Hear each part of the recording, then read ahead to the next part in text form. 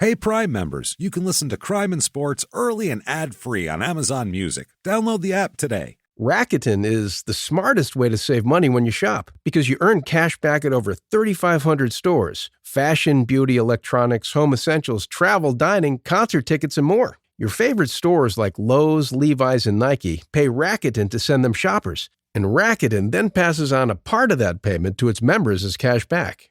You're already shopping at your favorite stores. Why not save while you're doing it? It's a no-brainer. Membership is free and easy to sign up. Get the Rakuten app now and join the 17 million members who are already saving. Cashback rates change daily. See Rakuten.com for details. That's Rakuten. Your cashback really adds up. Your weekly dose of romance and drama has arrived. Season 29 of The Bachelor is here, and Grant Ellis, certified hottie and former day trader, is trading his day job on Wall Street for a second chance at everlasting love. New episodes drop every Monday at 8/7 Central, bringing you fresh twists in Grant's journey to find his soulmate. This self-proclaimed mama's boy is all grown up and ready to invest his heart. Will his playful charm win over the house full of hopefuls, or will the competition prove too intense? From heartfelt moments to adrenaline-pumping dates, each week brings new surprises in the mansion. Will Grant find his perfect match or end up with a broken heart? Tune in every Monday at 8/7 Central on ABC and stream on Hulu for new episodes of The Bachelor.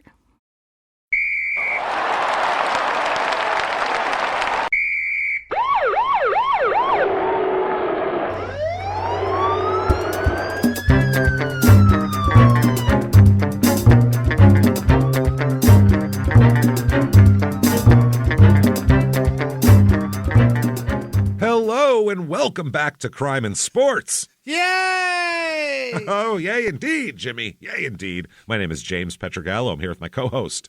I'm Jimmie Whisman. Thank you so much for joining us on another wild edition of Crime and Sports. We've had Ghostbusters, two Nazis. We've had crazy stuff. Last week we had a hockey player, which we don't get very often. Lots of fun there. And this week we are going to dip back into just a guy who had way more crime than athletic success, which is fun. Right? That's fun when we get into those. We will get into all of that very quickly. First of all, though, certainly head over to shutupandgivememurder.com. Get all your merchandise, whatever you need there, everything from skateboards to coffee cups. It's on there. Whatever you need. Also, get tickets for Small Town Murder live shows. Oh, my God. Come see us at a live show. It is a comedy show. It's not a murder lecture. It's not a college course. It's a comedy show, and there's a murder, too, that happens. So check that out. Austin, Texas, you're up next. Also, the October 30th virtual live show. Yeah. Just like a regular live show, except you are wherever you are, where you feel like being, that has internet, and we are wearing costumes, and it's going to be a lot of fun. It's available for 2 weeks after that, so you can buy it a week after it comes out. You can buy it early. You can watch it 100 times. Do whatever you want with it. Party with us. Fun. Party with us. Shutupandgivememurder.com. We can't wait for you to see these costumes because they're next. Fun. Oh, it's next level shit here, so it's good stuff. Can't wait for that. Deep, goddammit. Patreon.com/crimeinsports is where you get all of the bonus material, and it's the best Patreon you're ever going to get. I'll tell you that right now. Anybody $5 a month or above, you are going to get so much bonus stuff. Oh, boy. Hundreds of episodes you've never heard before for the mere price of a cup of coffee. You can't beat it.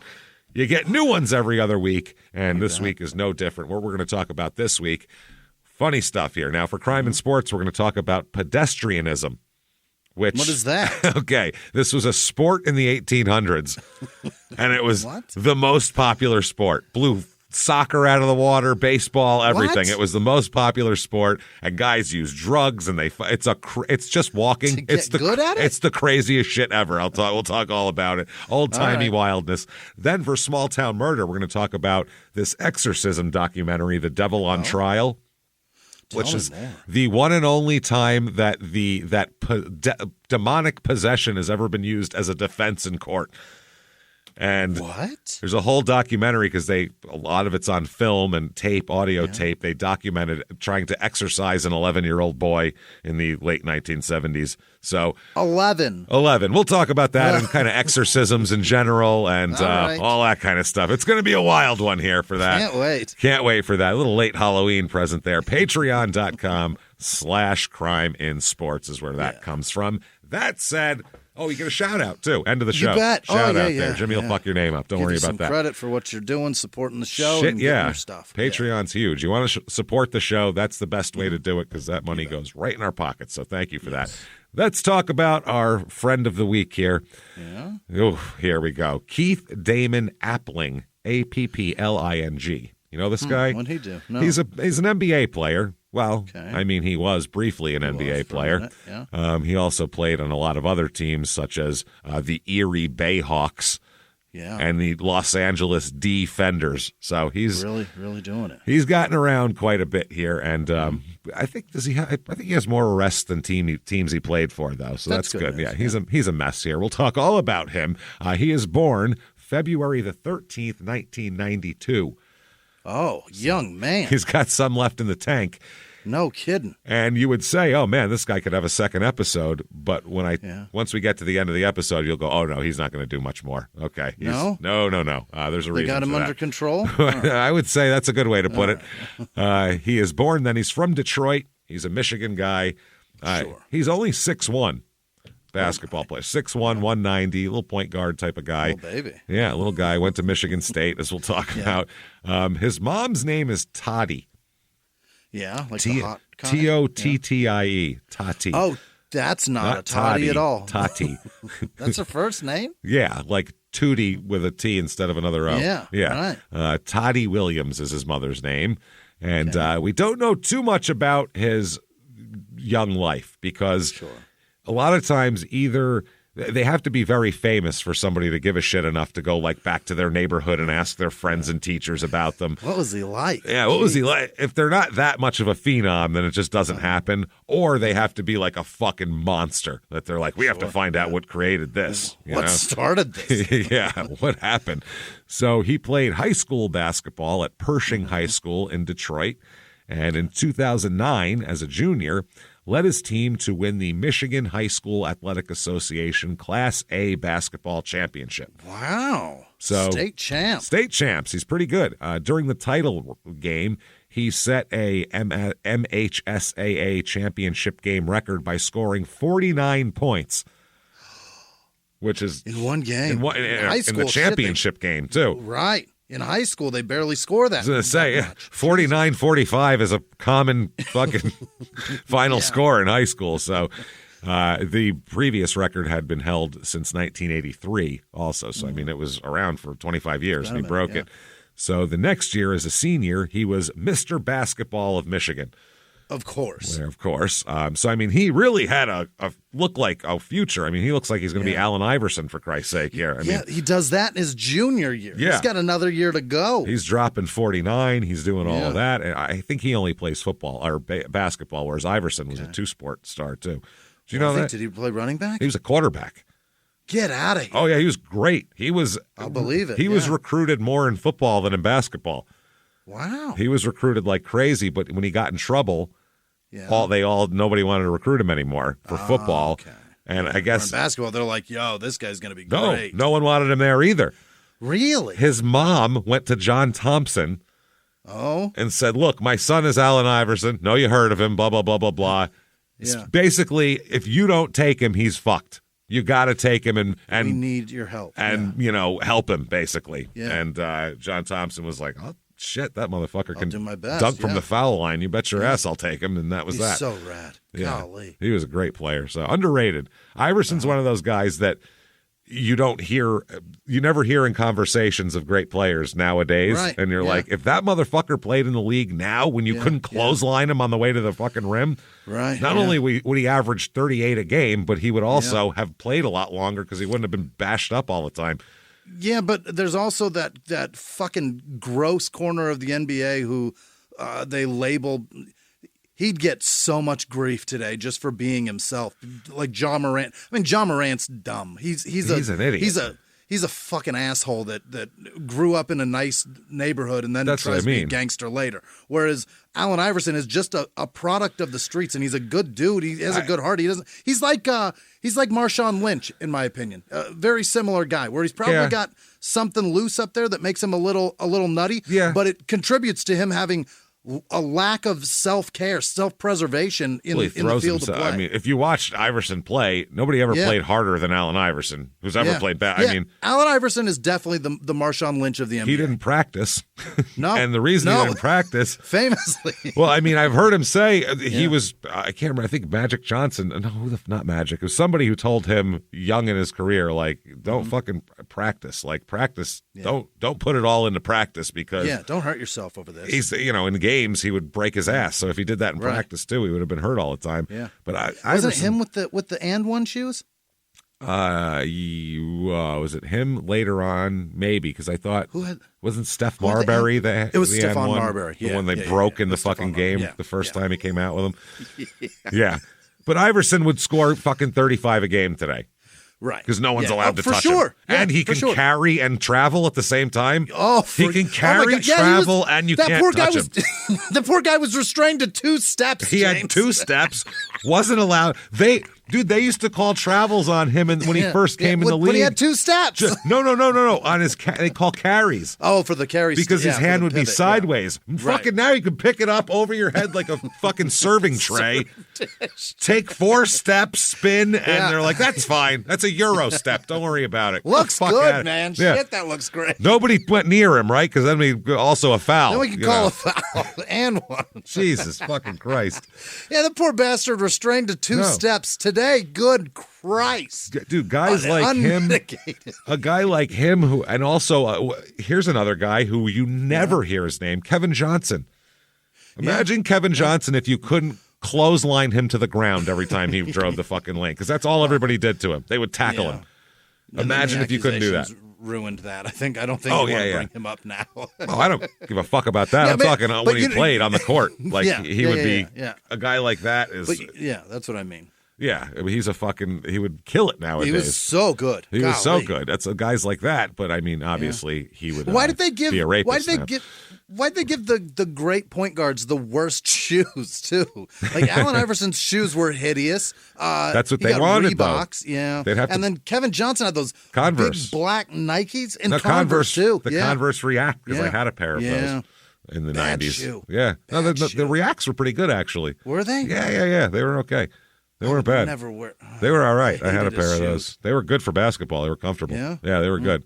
I found guard shoes or center shoes are always clunky. Like you can never get a David Robinson's or giant clotting things. Shaq had those like goops or flax or some shit like that. He had the pumps that weighed 35 pounds, and then David Robinson had the pumps that was like, I'll make pumps that weigh even more.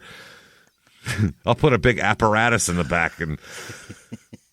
So anyway, Appling here. At the end of his high school career, he was considered a high-level recruit, which, I mean, I don't know how you wouldn't be. Yes, junior year, you broke the record, for Christ's sake. And he was the 34th ranked player using the RSCI, Recruiting Services Consensus Index rankings. Sure. So this is how, if you're a college basketball junkie, this is how they figure out who's good. Probably the best player in the state of Michigan, but other players in other states, whatever better. Based on stats. I'm sure there's 8 guys in Florida better than him, just because that's where a lot of athletes move, or 10 guys in California better than him, or whatever the fuck. But in his senior year, he averaged 28 points a game. Good God. 6 rebounds, 5 assists. And he was also selected to play in the 2010 McDonald's All-American game. Yeah. And he scored 10 points in that. But that's like an all-star game where they move everybody in and out all the time. It's a showcase. He's putting up 28 per game and then dishing another 10 at minimum if they're all 2-pointers. In high school. He's generating 38 points every game. Yeah, for the team probably averages 60. So that's pretty good. Wow. So he chooses, he has a lot of choices on college. Yeah, sure. And he chooses Michigan State. Got to stay home. Got to stay home. As we know for Crime and Sports, that's going to benefit our cause. For him staying home means that he's going to be committing some crimes, but for him, not good. As a top recruit, the advice I have for you is leave the fucking state and get the free education, because otherwise you wouldn't be able to afford an out-of-state tuition. The only guys who made staying home work are Magic Johnson and Larry Bird. One went to MSU, one went to Indiana, and they turned out fine. Everybody else, fucking Get the disaster. fuck out of there. Disaster. Don't do it. So with the Spartans here in 2010, 2011, they were 19 and 15 that year. Okay. Michigan State goes like up and down. Yeah. They seem to. Yeah, they have flashes from time to time of brilliance. Yeah, when they're good for a while and they're not good for a while. Kalen Lucas, Draymond Green on his team. As a matter of fact, he was a junior. Nut kicker himself. When he was a freshman. Yeah, I don't really care for Draymond Green. That's his fucking finishing move, is just to slap balls. It's so weird. I think he's just kind of, I don't know. He's one of those guys. Incredibly overrated. Yeah, I feel like he thinks he's tough, and it's like he's tough for this league, but like he's not even tough for this league because he's kicking balls, James. Actually, that's swinging at tough people's now, testicles. Though. You know what I mean? Like the biggest pussy move. Charles Oakley would have murdered him on the court. For sure. You know what I mean? He would have fucking body slammed him on the court. Like there wouldn't have been. And aimed at his face. Yeah, that's like a man. Back in the day when an NBA fight happened, that shit was real. Other sports fights, baseball fights, everybody gets in the middle. It's just a big hugging session. I mean, hockey, obviously, that's a real fight. Right. Football fights are the pussiest of them all. You're wearing pads and a helmet. Punching somebody in the helmet. Wow, you're real tough. But basketball, they're wearing nothing. This is bare fists on fucking bare face. That's tough shit here. So who else? Adrian Payne, who played in the NBA, is on this team. That's about it. So we're going to say it right now. He's a freshman. Good for him. He's going on to play for Michigan State. It's grace at this point. Is that right? Yeah, it's grace because we find out that this doesn't come out till much later, but we find out he was doing some shit in college here. What was he doing? Apparently, allegedly here. An MSU student named Carolyn Shaner. Mm-hmm. I don't like where this is going right away. No, not at all. Says on the night of Monday, August 30th, 2010, a friend walked into the campus police department and told investigators, or her and a friend walked into the police department and told investigators about an incident that happened the night before. Go on. Well, apparently the Shanner had moved into Wonders Hall, which is one of the housing units there. Sure. Made it sound like a prison. It's one of the housing. She's in Block D over here. One of the pods that weekend and attended an orientation meeting.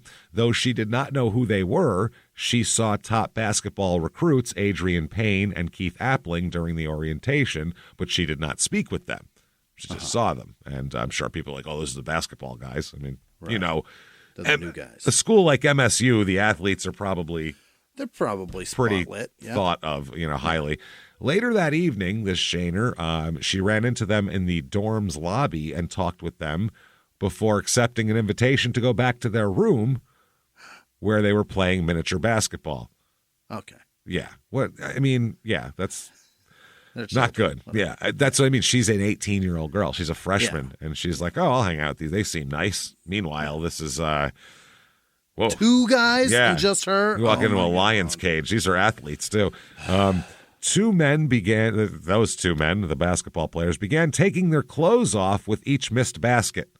Like, I'm going to play strip miniature basketball. With my roommate? Yeah. They're just taking, I want to see that dick, man. Take it out. You missed. Take your shirt off. I think we obviously know what the goal is here, for everyone to be naked and then give this girl a nice Eiffel Tower is what they're looking for here, but we'll see what happens here. Sure. The two men began taking their clothes off with each missed basket, but she refused to take off any more than her T-shirt because she had a sports bra underneath. So that's all she would take off is her T-shirt. Right. So she then said that the two men, our guy and Adrian, what was his name? Adrian Payne. Yeah. Good word name for him. I wonder if he's Tom's son. I wonder if he's Tom Payne's son, fulfilling the legacy of his dad. Honest to Christ. If you got a dish rag in your pocket? Just going to say, if he whips out a dish rag, you run, lady. You run jump far. out the window. And fucking, if you have to. Jump out the window like Jodie Foster on acid in that fucking old clip of a thing. Just do it. I'm telling you. Just dive. She said that they cornered her and turned off the lights. She told police she felt trapped and fearful of refusing their advances. She told police that Appling removed her underwear And then they pulled her to the ground and started penetrating her vaginally, anally, and orally.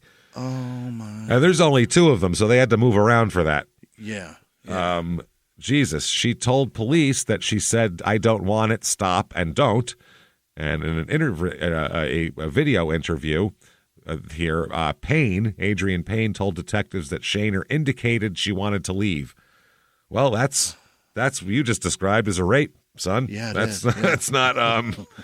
Dude, you're not helping yourself. You just described having sex with a girl who had indicated she wanted to leave. That's bad. I mean, there's a line, and it's cut right there. That's the one. She doesn't want to be there. Mr. Payne? What happened? So according to the police report, Payne told officers that he, quote, could understand how she would feel that she was not free to leave. Well, okay, dude, so we cuff you now or when? Yeah. I mean, you're just not helping. Payne was concerned about her reaction to the circumstances and even asked Appling to apologize to her, the report stated. Uh-huh. You're beyond, you just raped a girl. You're beyond apologies, I believe, at that point. Payne told officers that he apologized to her because, quote, it seemed she felt that they disrespected her. That's a, wow. Yeah. Talk about an understatement. I mean, Jesus.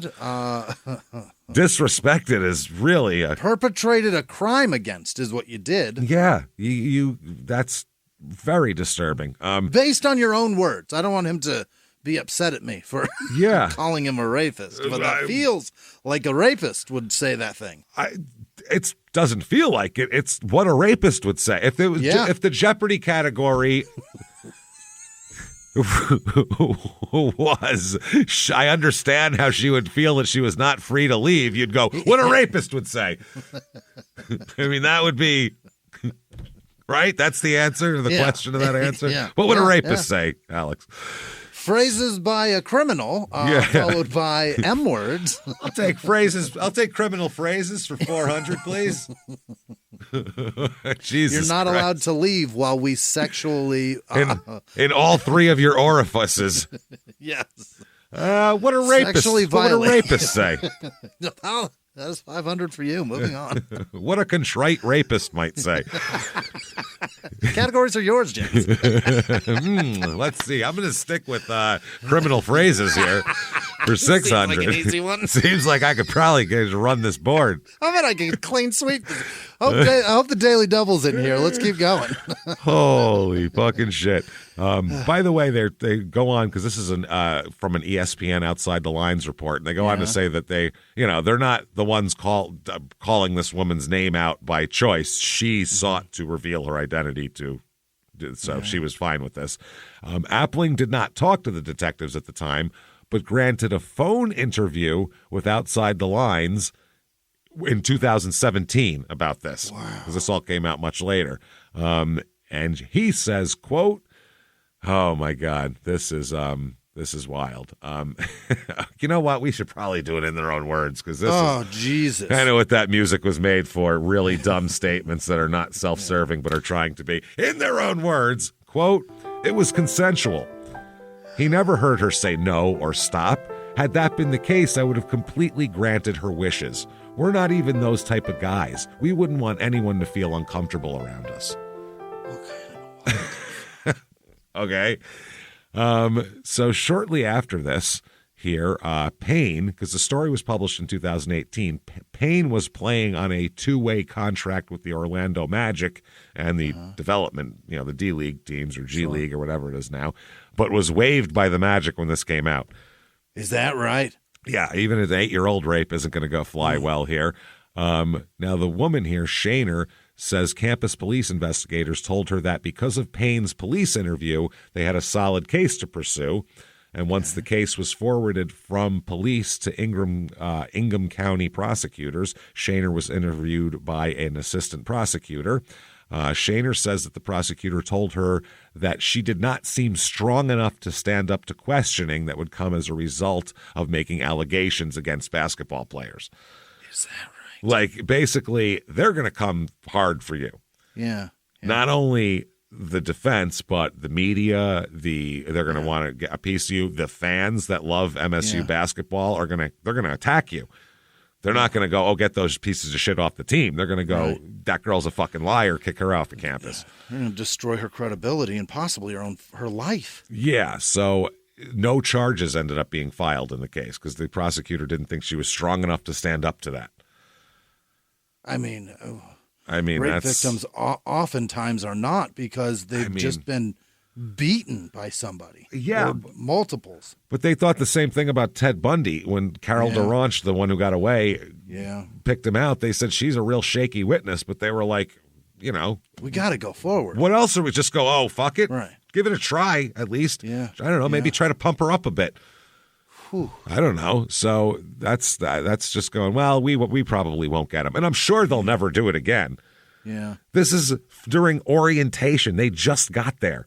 Yeah. These guys This is the entire reason that BACA exists, though, so that people like this have people on their side of the courtroom. You know what I mean? Yeah. 'Cause that's so fucked to be there just alone. And if you got at least somebody sitting back there that stinks in a leather jacket and fucking 7 teeth in their face, that's a scary fucking guy. You know what I mean? If he's sitting back there going, you tell the truth and you have I've got nothing to lose in this face. If that guy wants to fight about it, we'll fight about it. I love that. But I wish that there was more of that. That there was, I don't know, we just don't. Nobody. I guess it's kind of gross to go be a voyeur of fucking. I don't want. I want everyone to mind their own business, and I hate vigilanteism because I think people are way too I don't dumb like vigilanteism to decide where it can be doled out and applied.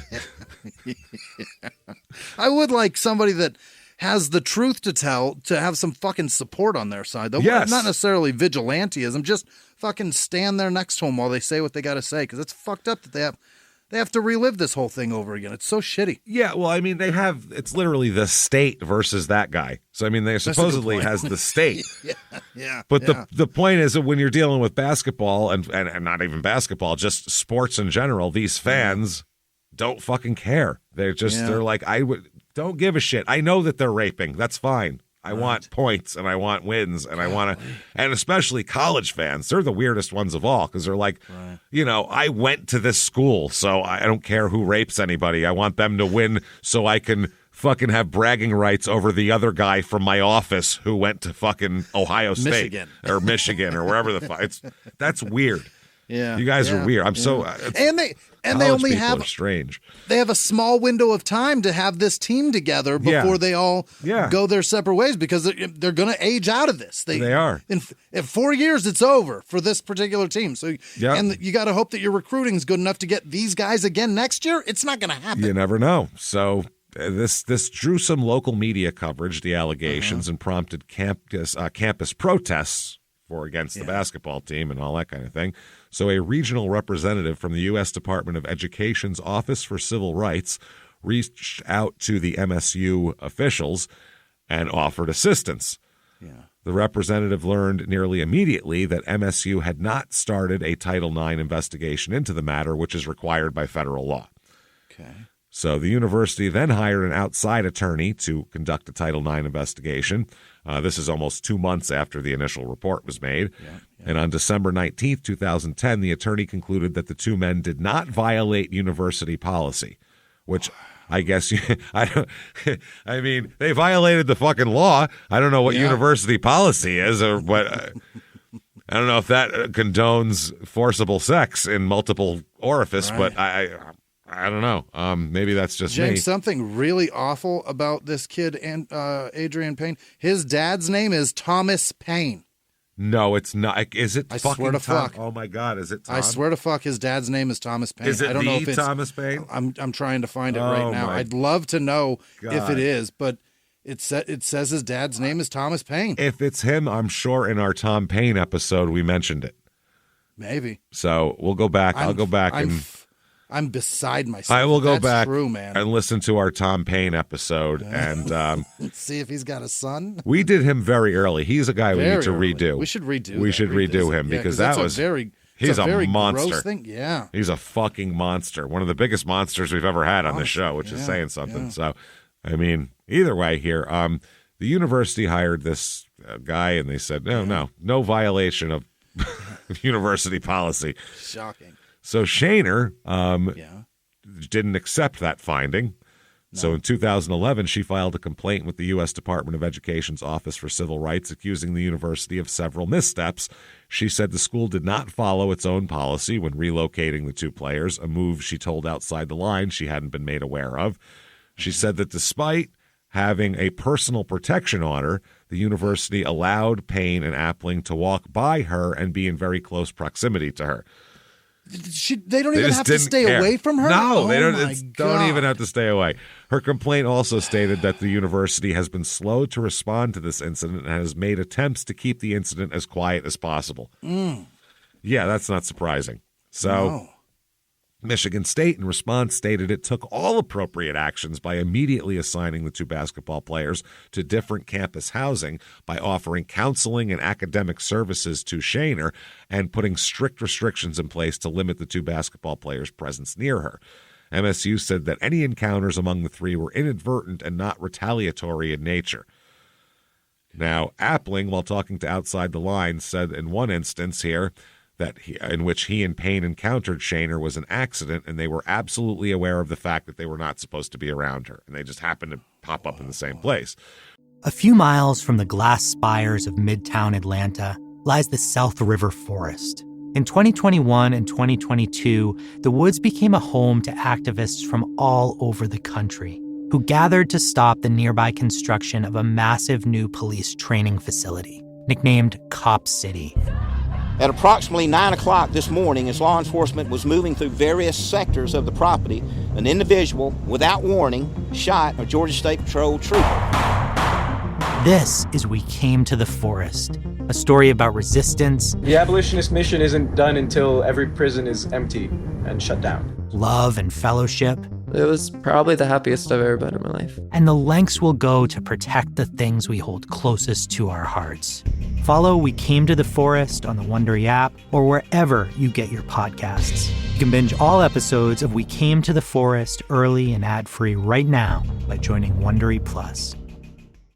Behind the closed doors of government offices and military compounds, there are hidden stories and buried secrets from the darkest corners of history. From covert experiments pushing the boundaries of science to operations so secretive they were barely whispered about.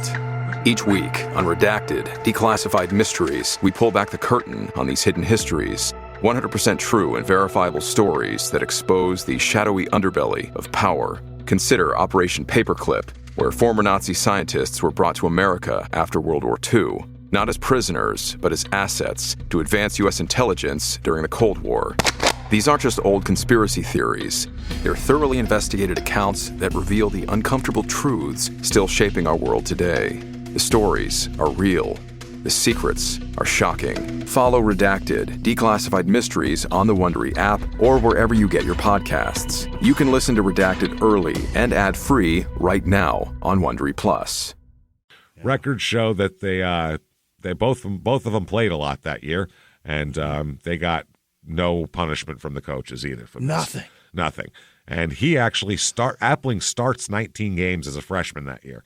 Oh, my. Plays in all 34, starts 19, 22.9 minutes a game, 6.4 points, 1.3 assists. So he's playing. 2011, 2012, 29-8 Michigan State is. See, they flip it like that. Jesus, yeah. They're crushing it. Draymond Green's a senior here. And they have Brendan Dawson is another NBA player on the team here. No idea. So here's an article, a fluff piece from the Detroit Free Press. MSU's Appling thrives in transition from top scorer to floor leader. Sure. Thriving. He's thriving, all right. He's getting every hole he wants. He's thriving. He's taking it to the hole. Jamming balls in holes, James. Oof. Keith Appling could sense it. This wasn't always so. In fact, a couple days after Thanksgiving, during halftime of a sloppy game at Eastern Michigan, Appling was listening to his coach as he ripped him to pieces precisely because he didn't push the ball. Okay. They said that Izzo joked later that he had to threaten his point guard to get him to take advantage of his transcendent athletic gifts. Appling grinned when asked about his coach's urging, something he often does when he's on the receiving end of criticism. He says, quote, this is Draymond Green, says, quote, I can yell at Keith anytime I want, and he never has anything to say back. Half the time he just smiles and says, okay, he's just fun to play with. Part of that joy comes from the sophomore point guard's increased understanding of what his team needs from him at any point. So when MSU fell behind by 6 early in the second half against Northwestern on Saturday, Appling took the ball, built ahead of steam, and began racing to the basket. He made a layup and drew a foul, then drew another shooting foul. The burst momentarily kept the Spartans in the game and gave the defense a chance to find its footing. In the end, MSU couldn't figure out the Wildcats' system of cuts and screens, but Appling had shown a sense of the moment again. His flurry briefly quieted the crowd on an afternoon where he'd left his jumper in Lake Michigan. As MSU's surprisingly successful season unfolds, and tonight comes a showdown with Michigan. Let's see. It may not even be his best asset at the moment.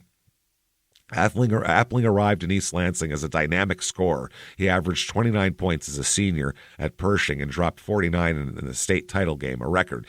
Yet as a freshman last season, Appling quickly established himself as the Spartans' best perimeter defender.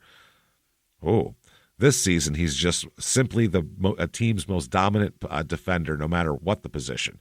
He said, coming out of high school, I never thought this would be his strength, Tom Izzo says, and now I think he can be one of the best in a long, long time as far as defenders. Okay. They said Appling is listed at 6'1", although this may be generous, as all basketball players are listed higher, especially if they're around 6 foot. They're 6'1", period. Oh, yeah. Well, he hangs out with fucking Payne, who's a center. He's huge. Yeah, he's so huge. The point guard and the center took that big group. guy. Golly. And little. So he's got to be Tom's kid. He's got to be. Oh, 6'10", and his dad's named Thomas, and he's a basketball player. And come on, man. So I'll re-listen to that episode. I can't wait. So they say, still, even at a hair over 6 feet, he combines such quickness and explosiveness that he's able to turn heads in practice, as he demonstrated last week when he drove the lane, leapt, and rammed down a one-handed hammer that momentarily took his teammates' breath away. Phenomenal athlete, says Austin Thornton, a senior co-captain who gets to watch his teammates try to contain Appling during practice. Jesus Christ. So, they go on to say this year, Izzo has handed the team over to Appling.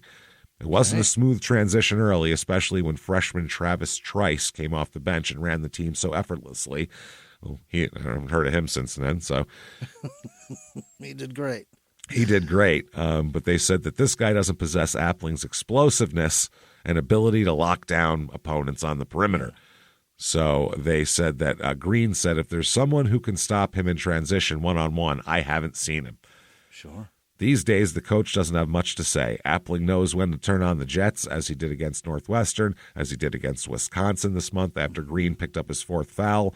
When Green walked to the bench, Appling stopped him, and told him, I got this. Then he took over. Yeah. Oh, man. So they're really kissing his fucking dick here in this article. Oh, shit. This is as fluffy a piece as humanly possible. This is fucking crazy. He said, I have to be the guy that gets everybody in the place they're supposed to be. I'm really not the type of person that's going to scream at someone, but everybody has a breaking point. At certain points in the game, when they're not getting to their spots, I'm going to get demonstrative. I'm going to be a little more demanding out there than I am early on. That's good. Get after it. This year, he plays in 37 games, starts all 37, averages 31 points a game, or 31 minutes a game, 11.4 points, 3.9 assists, 2.9 rebounds, and 1.2 steals. So that's not bad. Yeah, for a big these guy. aren't little guy. These aren't NBA numbers yet, but no. He's still a sophomore. So 2012-13, 27-9, Michigan State is. Okay. And let's see here what we have. He is going to start all 36 games that he plays in, 33.6 minutes, 13.4 points, 3.3 assists, 3.4 rebounds, 1.3 steals. So he's doing well. Now, here's an article, March 31st, 2013, and it's from the Detroit Free Press. It says, Keith Appling, other than a brief late-season slump, Appling was MSU's most valuable all-around player as a junior. He's learning to run and lead a team, and if he takes another step in both areas, he could have a memorable senior season. So yeah, he's it. Let's find out. 2013-14, 29-9, the Michigan is here in that season, or Michigan State, I should say. And he here has some problems, though. January 26th, 2014, reality finally hits the short-handed Spartans. apparently they have some injuries here. And Keith Appling bows his head and says, "I feel like I lost a family member. That's how bad it hurts." Okay. That's how bad it hurts. Well, apparently Brandon Dawson and Adrian Payne are injured. So both of them. Both of them. He said, "I don't get another opportunity," is what he says, Appling. So he's like, "This is my last year. I'm a senior. Now the guys that could take us far are hurt." He starts 32 games, plays in 35, 31.5 minutes a game, 11.2 points, 4.5 assists, 1.2 steals, 3 rebounds. So these are not overwhelming numbers here. No. Not at all. But there's an article saying trio of Spartans ready for the NBA draft. Okay. Well, I'm ready for the NBA draft. Doesn't mean anybody's drafting me. I mean, you ready, Jimmie? Wait. Yeah, I'm ready. I got a suit. Let's go. As ready as I'm fucking out. I got a suit and a hat. I'm as ready as I'm getting. So give me a big jersey with number 1 on it. It's great. Let's go. They said they've spent the last month crisscrossing the country, going from NBA city to NBA city on a series of auditions. Now Michigan State's 3 NBA draft hopefuls are ready to settle in and see where they finally end up. Gary Harris, Adrian Payne, and Keith Appling, all who hope to hear their name called in Thursday's draft, reflected on the pre-draft process this week in interviews with MSUSpartans.com. Appling said last week he's unsure of his plans for draft night. Yeah. You don't even know if you're getting drafted, Chief. I don't know what. You get some very, very casual-ass numbers. No shit. That's not really they said he's projected by some as a second-round pick. Uh-huh. Okay. The Detroit native said he has lost track of the number of teams he's worked out with as he tries to prove to NBA teams that he's fully healed from a wrist injury. Said every workout that I go into, I just try to be the best person I can possibly be and just try to perform to the maximum of my ability. As far as all of the important people in the gym at the same time, pretty much evaluating your every move, it kind of adds a whole other element to the whole workout process. As he said, nothing is what he said there. That's working nothing. out's hard. 2014 NBA draft here. Here we go. 2014? First overall pick, 2014. Devin Booker? Nope. No? Andrew Wiggins. Wiggins was number 1? Wiggins was number fucking 1 overall. Who went after that? Bit of a stretch. Jabari Parker. Okay. And then fucking Embiid there from Philly. That's a good pick. That's a good pick at 3. Aaron Gordon. Yeah. What else we got? Not bad either. Julius Randle. Was Booker not in this draft? I don't think he was. He must not have been. No, I don't see him. He must have been at 13 or 12. Not in the first round anyway, so he would have been a first-round talent. Certainly a first-round pick, yeah. So, yeah, that's not him. Looking here, Glenn Robinson III was drafted in the second round. Got to have him. That's the junior, for Christ's sake. Yep. Fucking... Yep. Who else? Yeah. So there you go. Anyway. Oh God, he came out the next year. He came out in 15 or 16. Oh, okay. Yeah. And you got there's there's multiple MVPs in the second round. No. Yeah. That were drafted. Yeah. Fucking. There's a lot of people coming in here. So. Wow. Our guy though, Appling, not drafted at all. Not picked. Not picked. With those numbers. That's shocking. Not picked at all. Yep. He goes undrafted, but he joins the Portland Trail Blazers for the 2014 NBA Summer League. Oh, okay. Which they have every year. These are guys trying to get an invite to training camp is why they have these. Yeah. This is June 28th, 2014. Appling signs with Trail Blazers. So he says he didn't stay a professional free agent for long. The Michigan State point guard signed a free agent contract to play for the Portland Trail Blazers Summer League team. The Blazers are scheduled to compete in the Las Vegas Summer League starting on July 12th. They'll play a minimum of 5 games. The event will serve as an opportunity for Appling to prove himself against other NBA prospects and start the process of earning himself a place in the league. Right. He says, I feel that would be something that's important for all the prospects to showcase themselves against all the other prospects from around the country. Yeah. He doesn't say shit when he says something. He loves to not say a goddamn thing. He did one class he paid attention at was media training class where they say, don't say anything. Just say what they already know back to them in different words. That's fine. Just garble some words back and say it. We leave it up to God. That's it. So I guess his draft stock plummeted when he hurt his wrist. That was the problem. He was averaging 17 points a game, hurt his wrist, came back, wasn't playing as well. Sure. So they thought maybe he was all fucked up now. So on September 23rd, 2014, he signs with the Los Angeles Lakers. Oh, look at this. But then that lasts less than a month and he's cut. Oh, whoops. So yeah, he signed a non-guaranteed camp contract with the Lakers, and that was it. Didn't really do anything. On November 1st, though, he's acquired by the Los Angeles Defenders, not the Clippers, as an affiliate player of the Lakers. So they're like a minor league squad there. On March 7th, 2015, he was traded to, guess. The Dallas Stars. The Erie Bayhawks. Yes, he's traded to a hockey team. That would have been, now, if there's ever going to be a front page trade, basketball point guard traded to hockey team would be the most. That'd be huge. Front page, babe. We'd be trying to figure that out. So then the hockey player is going to play point guard for the Lakers now? What's going on?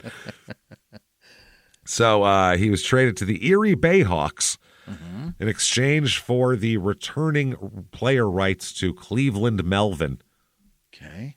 Wow. Okay. That year, he plays from 28 games for L.A., 10 games for Erie. Appling averages 10.5 points, 3 rebounds, 3.9 assists in 24 minutes. Yeah. Then in 2015, he joins the Orlando Magic, quote, white team for the 2015 NBA Summer League. Okay, yeah. And that is there, so he's going to be there, and he agrees to a deal, and he's just trying to do anything, basically. Anything at all, yeah. Anything. They have agreed to it. It's a 2-year, partially guaranteed contract, so that's something. Okay. He will, he's trying to get in there. I mean, shit, that's good. If anything partially guaranteed. Yeah. So they have to pay me how much? Okay, that's good to know. That's where I'll rest my rent on. Yep. They signed him. They signed a few other players that day. They said Appling will compete against newcomer Shabazz Napier for the role as Orlando's third point guard. So he was later waived by Orlando on October 19th after appearing in 5 preseason games. Okay. So they waive him, and that's that. Anyway, October 31st, he is reacquired by the Erie Bayhawks. Okay, they love him. January 18th, 2016, he signs a 10-day contract with the Magic. Oh, they'll take him. He's a 10-day. These 10-day guys are guys where they have a couple of injuries, and they're like, who basically will hold a chair from blowing away in the wind down at the end of the bench? We need to have a certain amount of guys on the roster. So yeah. We don't need anybody to play, but we need somebody on to sit there in case somebody else blows their knee out. So that year, the Magic go 35-47. So not exactly setting the world on fire here. I'm looking at their roster. There's a reason why they went 35-47. Yeah. It is not great. He makes his NBA debut the night he signs, though. They needed him today. We've got very few point guards. We need him in now. Immediately, January 8th, in a 98-81 loss to the Atlanta Hawks, he had 2 points and 1 steal in 8 minutes. That's something. And the Orlando Sentinel says Appling debuts. Point guard Keith Appling, who the Magic signed to a 10-day contract, made his NBA debut when he checked into the game with 8:54 to go in the fourth quarter. So he's even in garbage time. The Magic were trailing 79-61. We're down 18 with 8 points to go. Show him what's what. Send in fucking Rapey McEnd to the bench down there. Send him in. There you go. That'll work. Let's keep our legs fresh. Yeah. Appling learned the Magic intended to call him up from the NBA Developmental League after the Erie Bayhawks lost to the Delaware 87ers on Saturday in front of a crowd of 3,400 people in Erie. What is an 80s? I guess they were made of state probably in 1787 or something. The 87ers. Yeah, I guess 76ers. I don't know. Appling said, I was excited. It's a great opportunity. I just want to come in and make the most of it. Sure. I mean, that's good. Why not? He's only 23, by the way. Really? Yeah. Asked about Appling's skill set, Scott Skiles, the coach, answered, quote, I think he's a very good defender. He's tough. He's having a really, really good year in the D-League. Okay, but do you want him here? That's is he not playing? Is this Orlando playing with fucking Dwight Howard and everybody? Isn't a good team? No, they're 35-47. Can't be. No, those guys are all gone. Those guys are all gone. Are they gone by now? Oh yeah, all those 2000s Orlando guys are well flushed out by now. So they're saying that Marble and Appling both hail from Michigan. It's another player, and played against each other in high school and college. And Marble said, I think, he's the other guy, I think what really makes Keith such a good player is his competitiveness. He competes on both ends of the floor. Well, that's what that girl said, too, so that's not great. Did, yeah. That's pretty bad, probably. And I think that's what really drives him. He has a similar personality to Coach Skiles, a pest, a small guy who'll be a pest. So he signed a second 10-day contract on January 29th. Okay. That same day, he was named in the East All-Star team for the 2006 NBA D-League All-Star game. Hell yeah. Oh, man.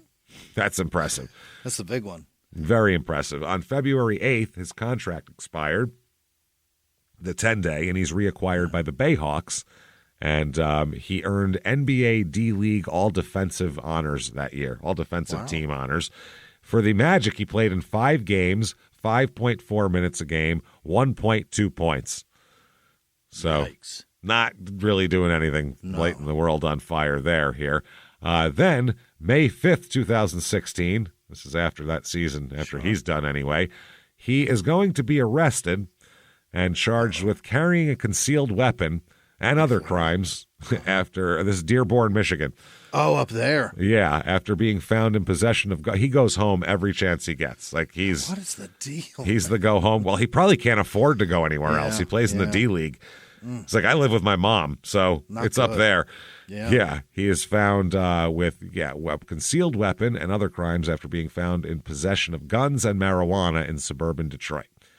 The Wayne County Prosecutor's Office said he was arrested Sunday evening outside a Dearborn strip club. There you go. Hell yeah. Now you're an NBA player. Officially, you've been arrested outside a strip club for weapons charges. Welcome to the league, kid. For an unregistered weapon. How do you do that? Unfucking-believable. Club security called police after seeing a man pull a gun from the trunk of his car. Why'd you do that? I got to take this in there with me just in case.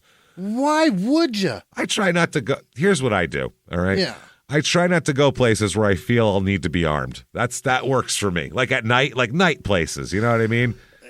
Why do weapons need to be brandished when there's tits out? You should That's what I'm saying. You should It never happens have a all gun. the time.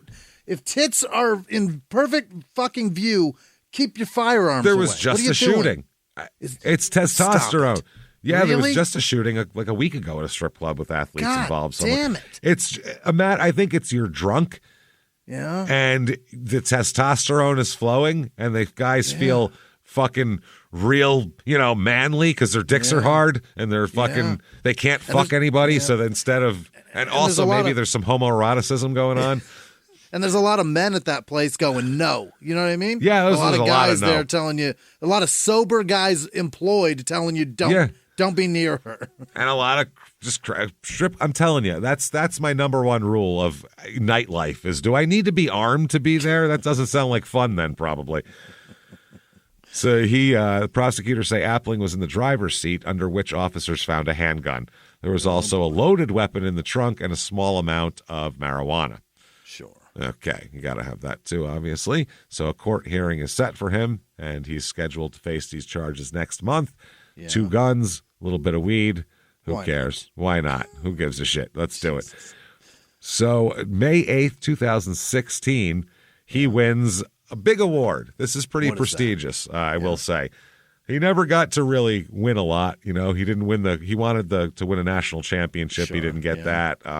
He was a all defensive team guy in the D League, but the Journal News pronounces him, quote, Knucklehead of the Week, which is a prestigious award. Knucklehead of the Week here. They said Keith Appling, a former basketball star at Michigan State who was kicking around the NBA D League, was arrested a week ago after he allegedly was spotted with a gun outside a Detroit strip club. That is fucking hilarious. Yeah, that's very funny. They're challenging the search is the way he's doing. Oh, really? Yeah. June 19th, 2016, he faces even more weapons charges after this now. Oh, my God. After he's arrested again for carrying a concealed weapon. Again. Why does he love guns? I don't know. Stop hanging out places you need guns all the time. Stop. Yeah, and just know the law of where you're at, too. If you're going to do that, know what you need to keep that Also, get a goddamn license. There's way that's to what I get, mean. Yeah, know he's the not law. a felon. He wasn't a felon. There's a way to get a license. Allowed. He can have a gun if he wants one. Just follow the rules and get it. It's not that big of a deal. Fuck is the big deal here? So they say that he has been arrested again, suspicion of carrying a concealed weapon. Detroit Police Sergeant Michael Woody said Appling was arrested after early Saturday, so late night Friday morning, or Friday night, after officers stopped a fast-driving Dodge Charger.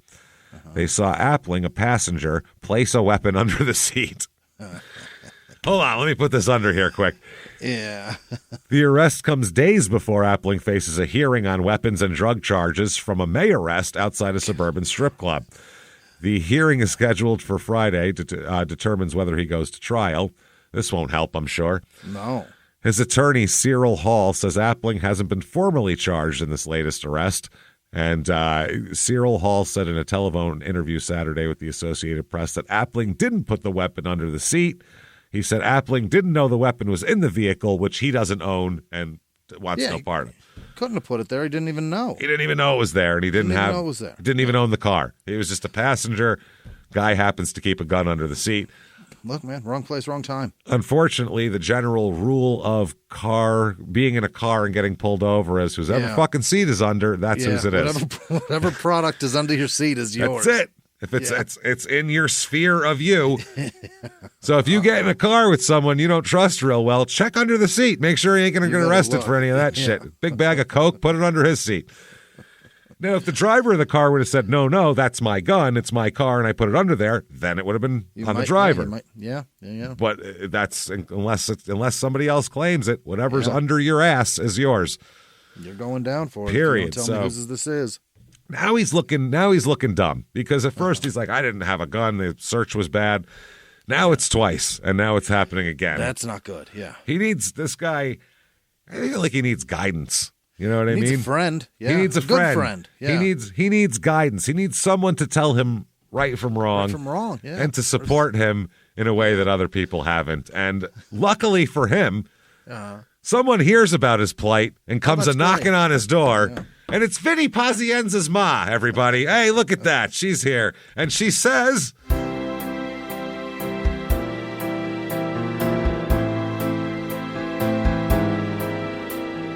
how is it you've come to arrive here? What are you doing? God. Oh, my God, you're so talented. I saw you. You're dribbling it all around better than I could ever do. It's amazing. My son, he can't dribble. Yeah. Vinny, he doesn't dribble. He punches. But one thing, why the guns? Why all this gun? I'm going to ask you like Eddie Murphy asked that nice man in the movie. What's with all the gun? Why? And by the way, you're so thin. You're very thin, 6'1". Maybe if you know what? If you eat prosciutto, you'll grow taller. That's what you're going to be taller, and then all the teams will want you. But you know what? You'll also be a more formidable rapist, so I'm not sure if I want to load you up that much. Maybe keep your weight down so a lady could get out from under you. You know what I mean? But either way, Jesus, you're messing your whole life up. Oh, my God, please stop doing it. You're ruining everything. Oh, no. And poof, in a cloud of marinara sauce and and anxiety, she's gone. It's all over with. And Keith is very confused because he's not Italian, number one. So he's like, why is this lady in my house? And he's from Michigan. He doesn't understand Italians. No, he was very scared. He tried to grope her. She wasn't having any of that. He's like, I don't know what else to do. That's how I talk to people. Yeah. July 21st, 2016. Because, there was no charges in that rape case, but the fact that the other guy said... I don't think she knew that she wasn't welcome to leave. The fact that knew that. It happened. It's not like it didn't happen. Yes. No one made shit up at all. So. They just didn't feel comfortable prosecuting it for a variety of reasons, and that's fucked up. They made some weird tacit agreement amongst themselves that, wasn't spoken, I'm sure, that was, unless she screams, we're not stopping. Yeah. If she screams, we're going to have to stop because we're in a fucking dorm, and that's not going to be good. But Or they didn't even have that agreement. They just knew whatever situation was occurring that we're not in trouble yet. That's what I mean. It wasn't like beforehand we just keep going until she screams. Yeah. But I feel like while it was happening, they were like, well, if she's not going to scream, we're just going to keep going, which is a crazy thing to do. Unless it was conjugal, James, Thomas Paine was incarcerated from 85 to 9 till 2000. Who knows? Ted Bundy had a kid. Yeah. In jail. They do say in his documentary things, the articles about him, that his dad was incarcerated in his teenage years.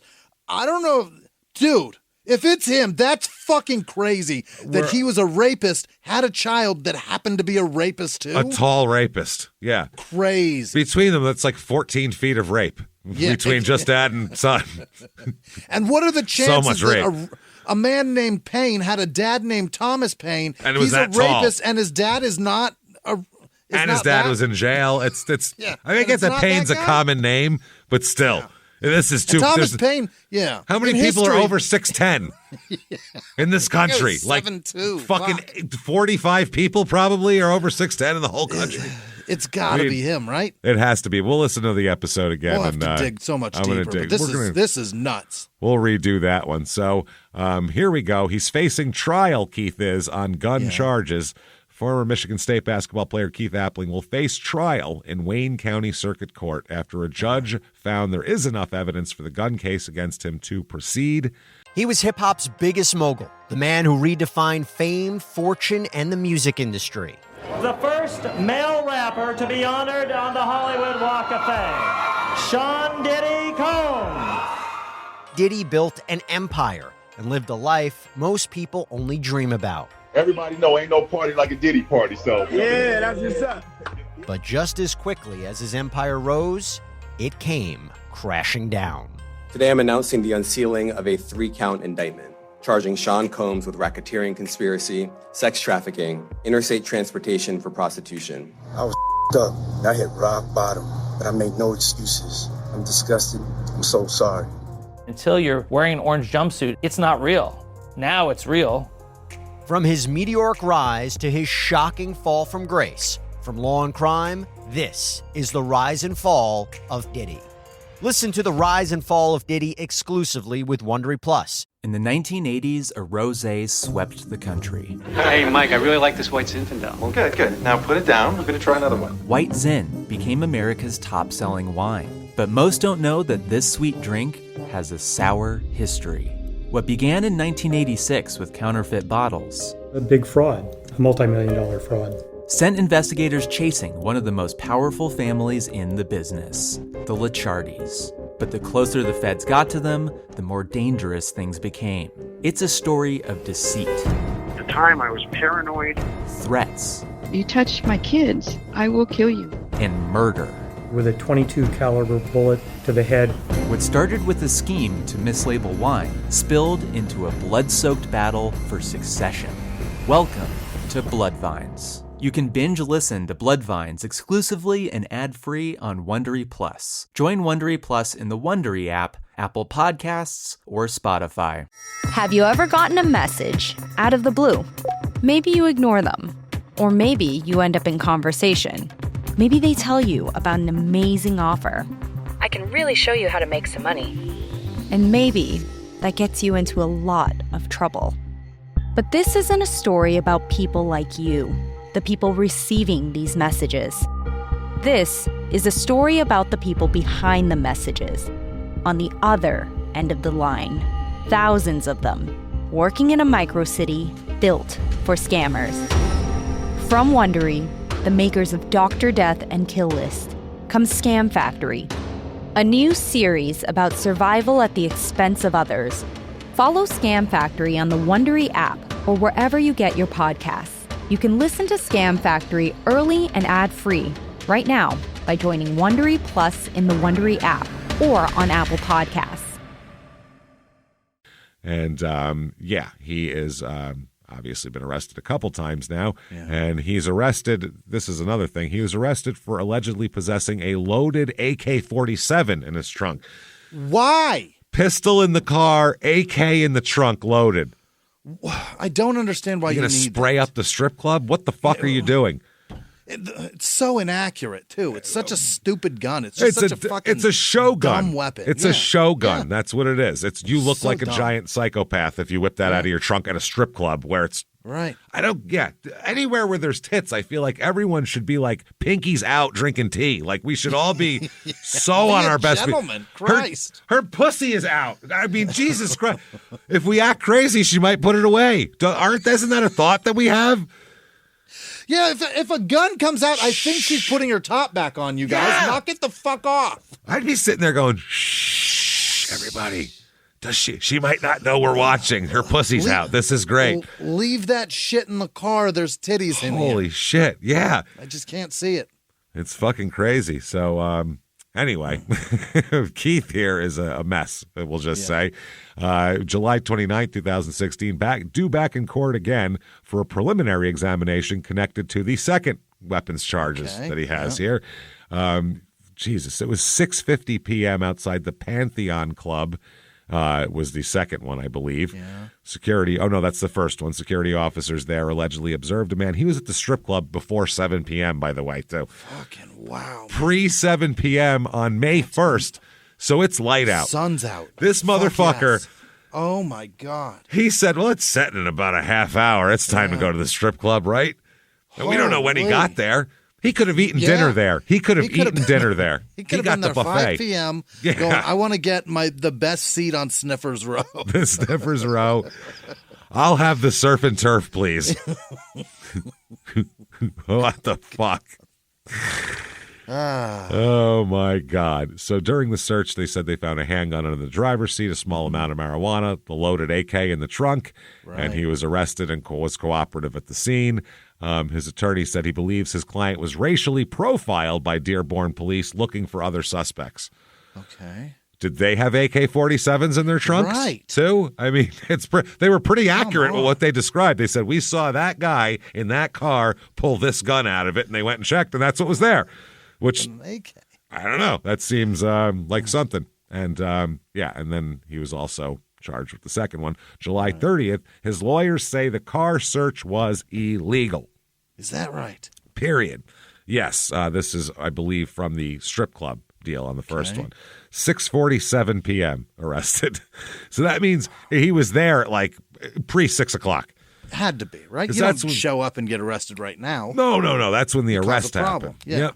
So he was arraigned and all that kind of shit. So his lawyer says that police told Appling they had been advised to look for a black man in a black Dodge Charger and that Appling, in fact, was in a royal blue Dodge Charger.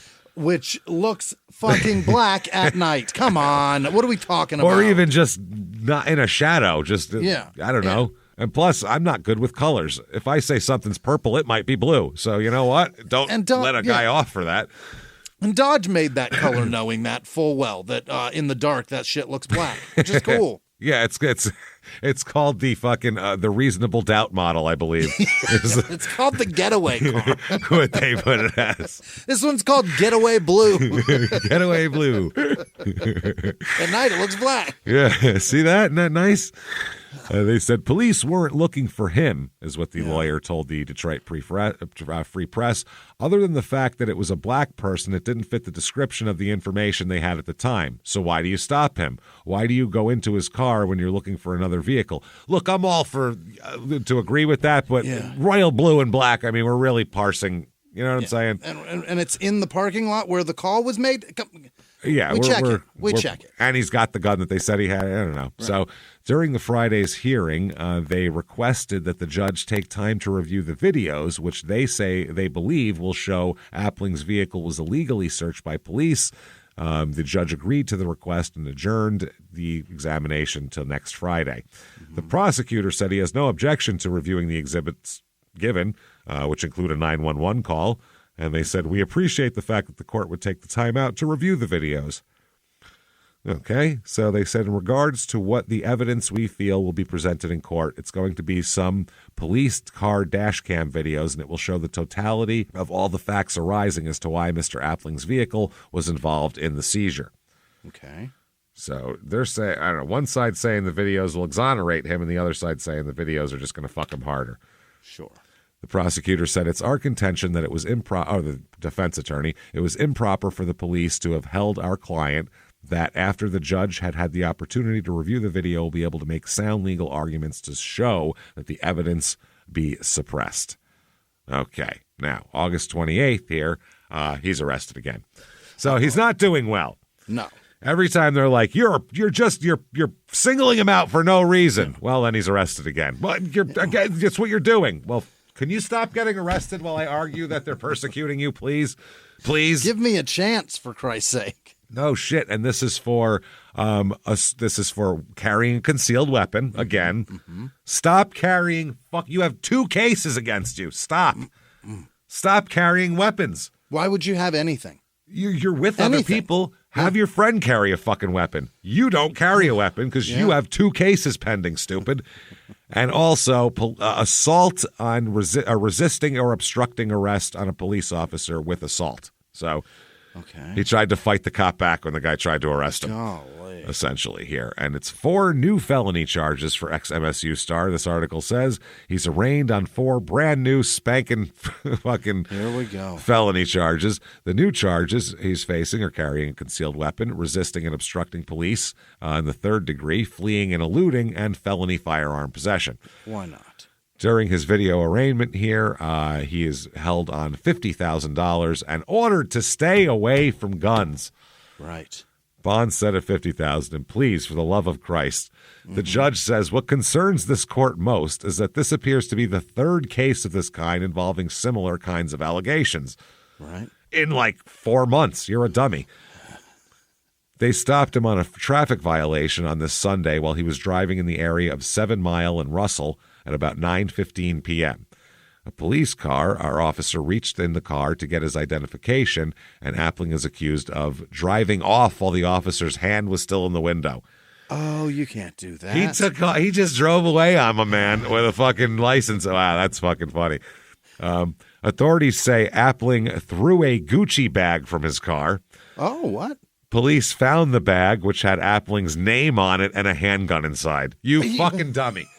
Why would you do? You fucking dummy, you stupid asshole, idiot, dummy, fucking moron. That bag's probably worth more than the fucking gun is, too. Yes, and this guy, I can't have this, okay? This is illegal. I have a lot of cases pending against me. I'm going to put it in this fancy bag that has my name embroidered on it because I'm a fucking moron. And then throw it out the window. Take it out of the bag first, at least, for Christ's sake.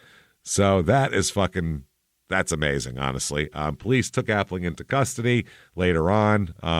During the brief hearing, they said that police sought to have his bond raised to a high level and said that Appling almost dragged a police officer. Well, he didn't probably almost drag him. He didn't hold on to his fucking arm and drag him. It probably sucked his arm out of socket or something. Scared the shit out of him, probably, more than anything. Fucked up his neck rotator cuff or something. If he grabbed his arm, looked at him in the eye, and said, "Let's go for a ride," that would have been that would have been like, whoa. He growled it at him. He said like DMX. He said, "Let's go for a ride." And he's like, "Oh shit." Uh-oh. So that is fucking amazing. Appling's attorney said there's nothing in the information he's received that indicates that a police officer was dragged. Well, they didn't say. They said almost dragged. So. Right. At the end of the day, this is a pistol case, he says.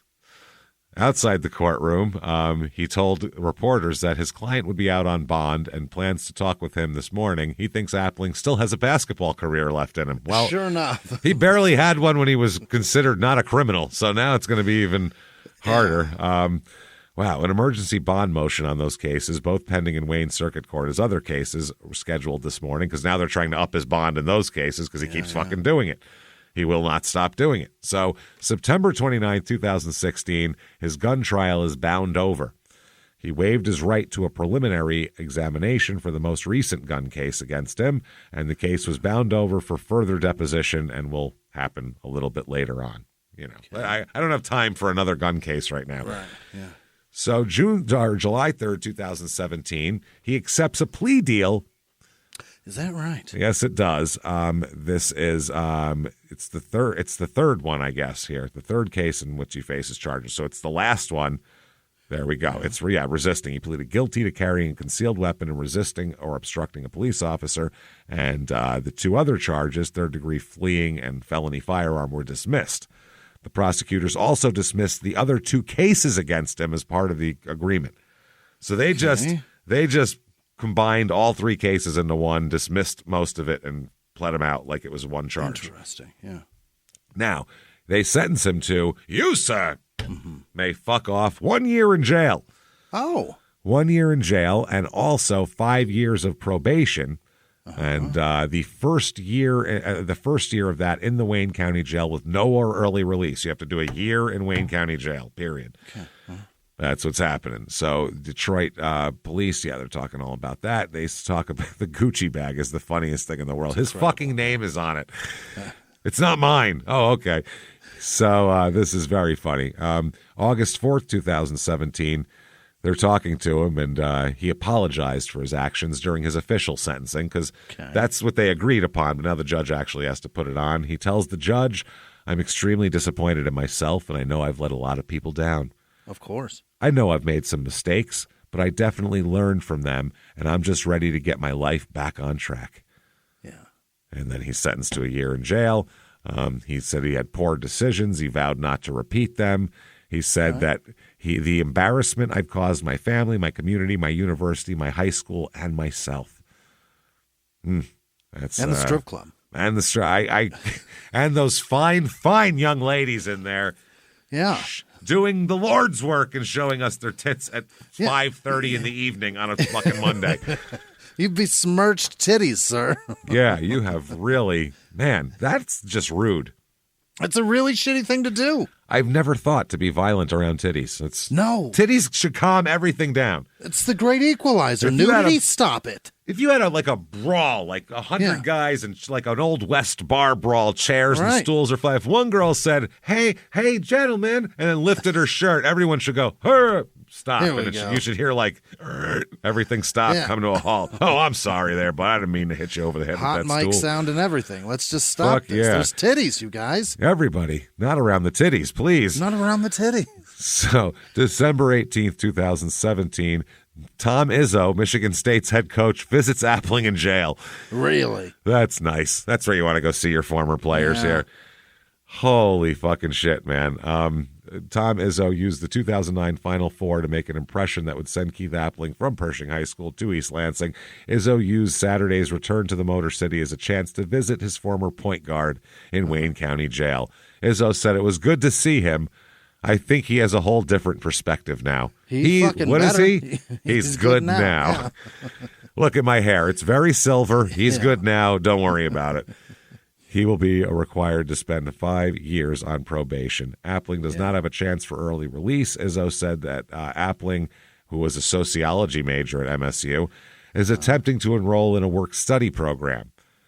Okay. Izzo said, I'm really glad I went, and I'm going to have the ability to go back a few times now that I went and I met the right people. I couldn't get in, and I had tried to get in one other time. The sheriff who let me in, the guy was good. He said he has compassion and he said he has compassion and prick in him, and that's 2 good things to have. I'm kind, but also an asshole? Is that what he means? I guess so. I think he's saying that about Appling, though. Okay. Like he has compassion, but he's also a prick. He told Appling right in front of me 2 times is a problem, 3 times is this, meaning jail. Yeah. He said, and Izzo said, I think he'll turn it around. I really do. He's good now. Yeah, he is. And June 17, 2018, he is back like a motherfucker. Not only out of jail, but he is back on the ball court. Hell yeah. He signed with Caneros del Este in the Dominican League. Yeah. Everybody knows that. Teams down there. Yeah. Everybody knows about the Dominican leagues. Those are very popular. He made his debut scoring 5 points in 14 minutes. This is the 2-time Dominican League champion, this team. So this is their dynasty down there. Oh, yeah.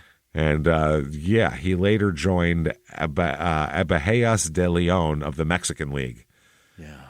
And then he finally, though, March 19, 2019, he goes to Italy to sign with Bakery Piacenza. Is that right? We've all tried. I tried. They wouldn't take me. He's playing for a bakery team? I guess so. I hope so. That sounds delicious. Sure does. Imagine your uniform smell like bread every game. You go in the locker room, you put your uniform on, it smells like bread. You're like, oh, God, this is the greatest thing ever. There's pastries out and shit. Yeah, like, when you win, you get treated out. You get sandwiches. That's for winners. They got cannoli out. Cannoli's for closers. Get in there. Yeah, always be cannoli. Appling joins the team from Argentina, where he'd been playing with Asociación Deportiva Atenas in the country's top division. Appling has also spent time in Mexico and the Dominican Republic. He will join Piacenza, this team that's currently second to last place. Uh-oh. Not good here. Not great. February 8th, 2020. He is arrested again. Oh, no, where? In Michigan. Oh, he went back home. Okay. This isn't good here. No? This is controlled substance delivery manufacturing of heroin greater than 50 grams. He's trafficking. He's selling dope now. Yeah. Selling heroin. Yeah. He made his money in Europe and brought it back and invested it, is what he did. Yeah. In this That's exactly what he did. Yep. He is facing drug charges after heroin found in his car. Apparently, he was stopped in Warren, Michigan here, and he was pulled over after officers saw his vehicle weaving in and out of lanes. You got heroin in the car. Yeah, well, they said he was sweating and unsteady and found to have heroin in the car. You need to be straight as an arrow when you have heroin in the car. Yeah, you get somebody very, very sober and fucking on the GPS following the instructions very casually. Perfectly. What are we, 45? I'm driving 48. Great. Sweating and swerving? No. That sounds like he's on heroin or coke or something. Less than 50 grams. A golf ball-sized amount, 19 grams of heroin was found in a sandwich bag in the pocket of the car. That's a lot of heroin. That's a lot. Warren police were driving down the street and saw a vehicle weaving in and out of its lane. They pulled over the vehicle, and it turned out to be Keith Appling, the Macomb County prosecutor. Eric Smith said, "Hey, we know this idiot. Yeah. He's still on fucking probation, Mm-hmm. this jackass." He adds that it turns out he had a significant amount of heroin in the car, so we've charged him with distribution or selling. This carries a possible 20-year penalty for this. Yeah. Prosecutors say at the time of the traffic stop, Appling also behaved very suspiciously and refused to answer some of their questions. He said Appling was sweating, shaking, very nervous, appeared unsure and unsteady. Okay. So he was charged with that, and he's arraigned. And, God, this guy is a fucking mess. Yeah. He doesn't know how to do it. He doesn't know how to do life. He's got to change his fucking name or something because they're like, oh, it's Appling. We know him. He's got to move is the problem. Yeah. You can't just stick around where you are and have town. Every time the cops see him now, they're like, well, he's got something on him. There he is. Yep. I mean, you know what I'm saying? Once you're one of the, you're fucked at this point. Once you're Bodie, every time Herc and fucking Carver see you, they're going to fucking jack you up. That's the way it works. So you got to stop you and ask you some questions. Get the fuck out of town, bro. This is bad shit. I mean, Jesus Christ, his name is turned to shit. I feel kind of bad for him. I really do. But not nearly as bad.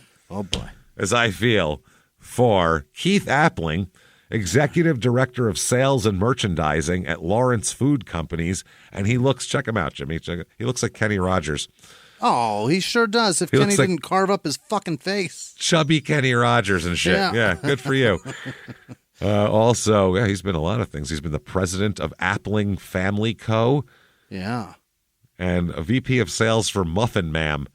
Muffin Ma'am. Muffin Ma'am. Do That's you know clever the Muffin Ma'am? The Muffin Ma'am. Dude, that cracks me up. I like that one a lot. Also, Keith Appling, sales director at CSM Bakery Products. Bakery? There's... Filmmaker. So if you search Keith Appling Bakery, it's going to come up with both of these guys. You can't get away from it. He lives in Tucker, Georgia, that guy. So December 1st, 2020, he goes to court, and he is on this drug case in Macomb County. Yeah. And he is apparently, I think he's going to plea here. He's going to have to plea because he had it. There's really nothing much I can say about it. The wind blew it into my car. There's not a lot you can do. Yeah, so they're going to sentence him to no jail time. He's going to get probation on this. What? Somehow. I don't know how he's on probation now. Yeah, and he's got weapons charges, and now he's got a giant amount of heroin with him. I think you have to put him in jail for a while, right? They're really, I don't know. They're being nice to him, that's for sure. He has to have no drugs or alcohol in his system. He can be tested at any time. Has to be employed 30 hours a week at least. Undergo outpatient or residential treatment, and have his license suspended for 6 months. Restricted after 30 days for employment and probation, in addition to paying fines, court costs, and all of that shit. If Appling provides extensive proof of basketball games being played out of the country, he may travel.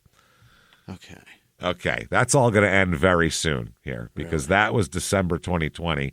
May 22nd, 2021, he's arrested. He's named as a suspect in a fatal shooting that happened Saturday night on Detroit's west side. Why?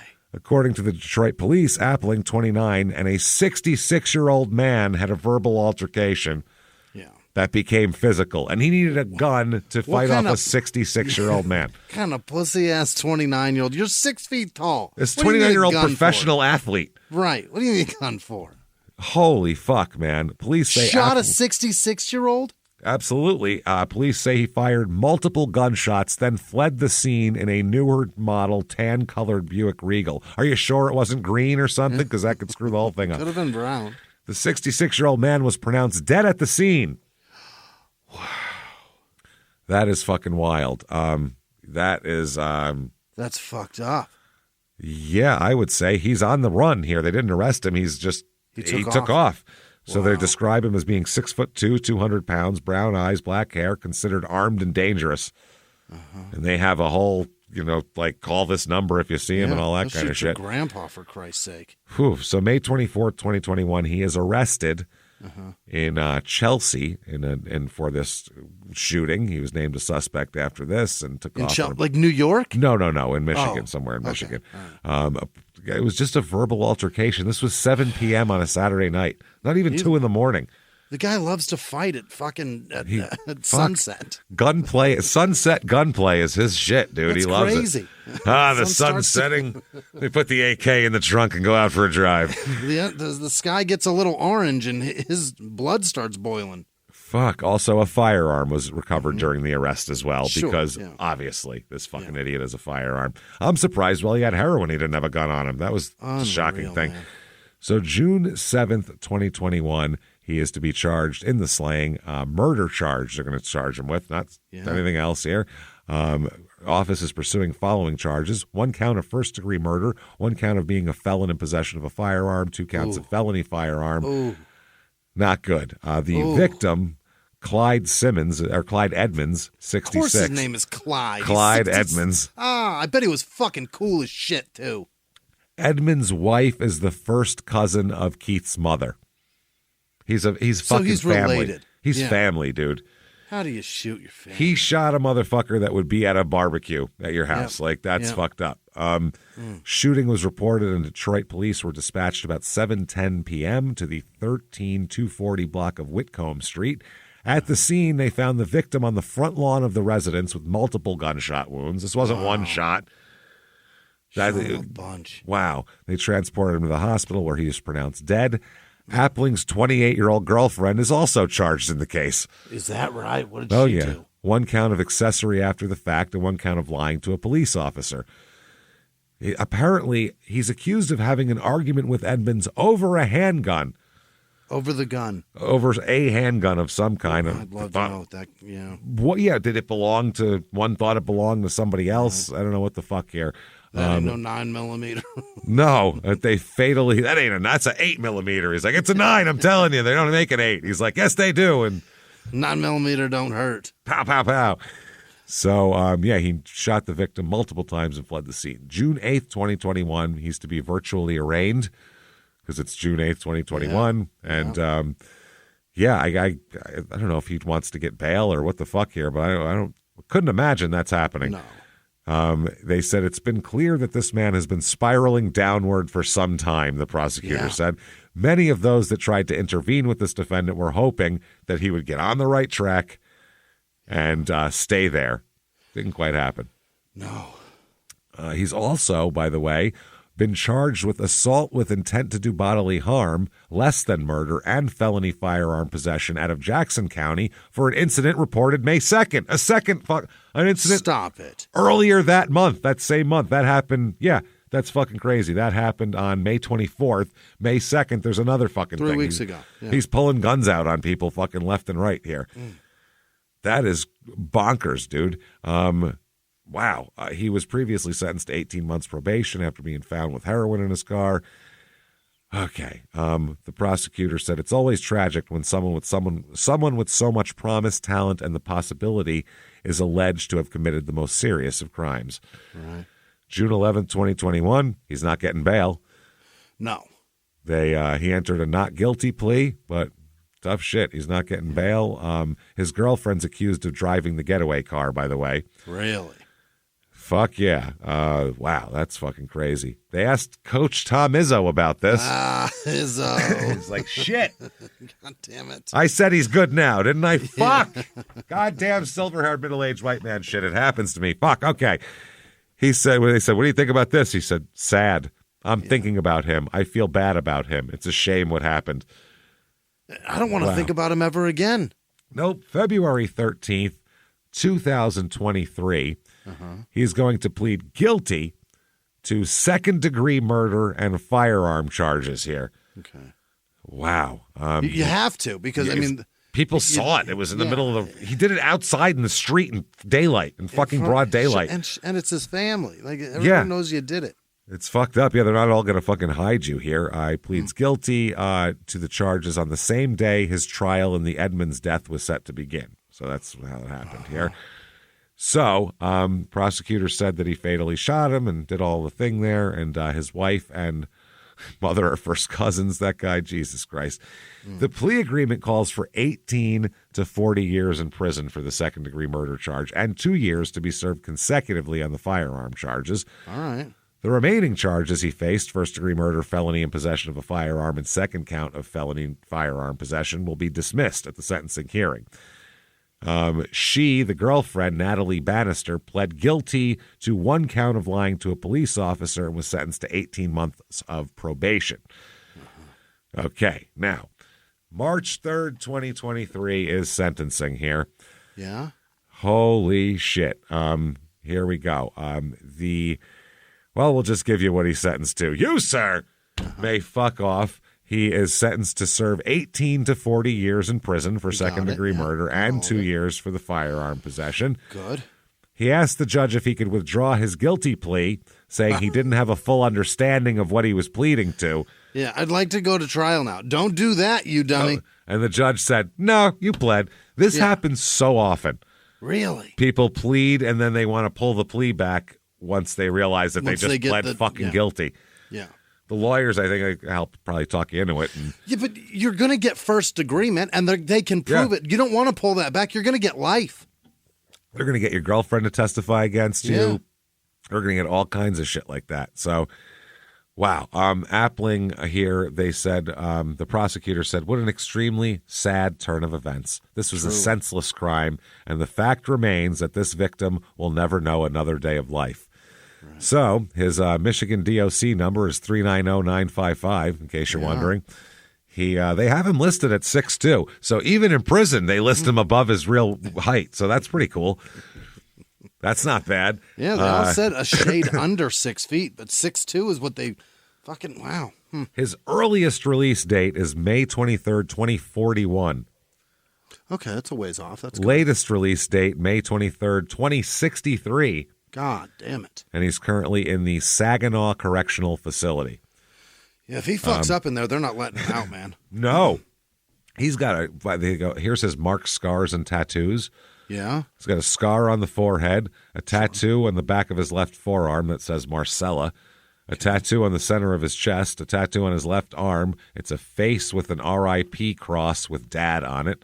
Golly. Left bicep tattoo, left calf tattoo, left forearm tattoo, a brick wall with "Fear None" written on it. Oh, boy. He's prison through and through now. Yep. Right bicep, right calf, tattoo on right forearm, brick wall with "Respect" on it. So his two forearms are two brick walls with "Fear None" and "Respect." And then here's the ultimate. What's the ultimate asshole tattoo. Has he got a tramp stamp? No.